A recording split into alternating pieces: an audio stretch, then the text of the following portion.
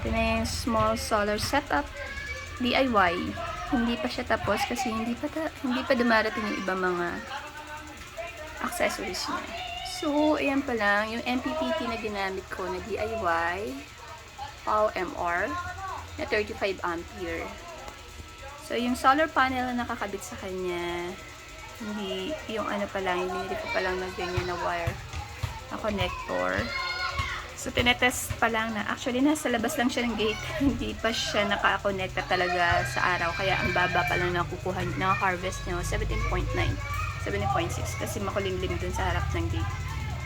And then, tatlong DC breaker na dalawang 25 ampere.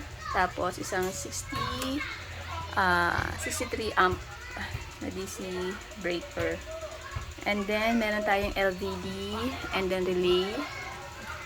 So, hindi pa tapos kasi wala pa yung ibang mga PVC na kailangan. Ito yung ganito.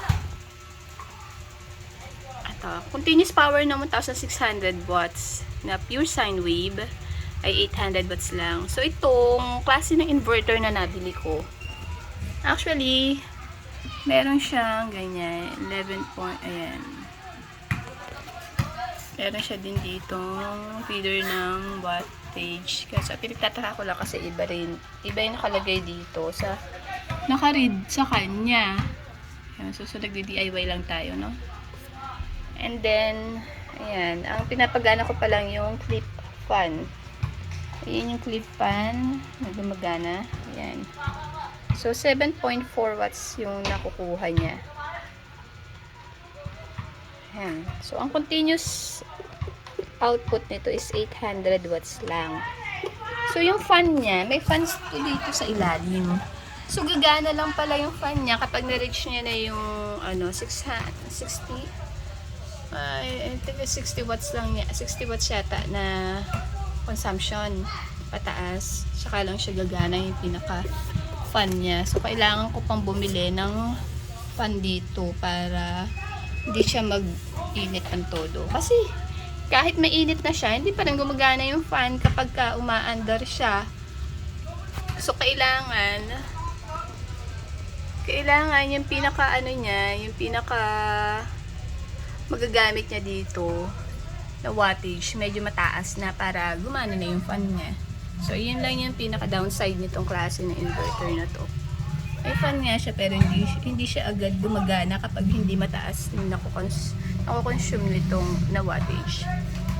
Ayan, yung MPPT naman natin, ayan, continuous harvest naman siya.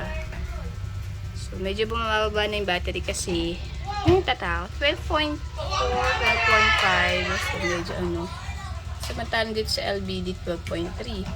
So, not sure pa kasi nag-DIY lang ako. So, paki-comment na lang po sana para makatulong kung ba't ganito. Kailangan po ba i-calibrate, pagpantayin yon. Ayan. So, DIY lang po tayo ngayon.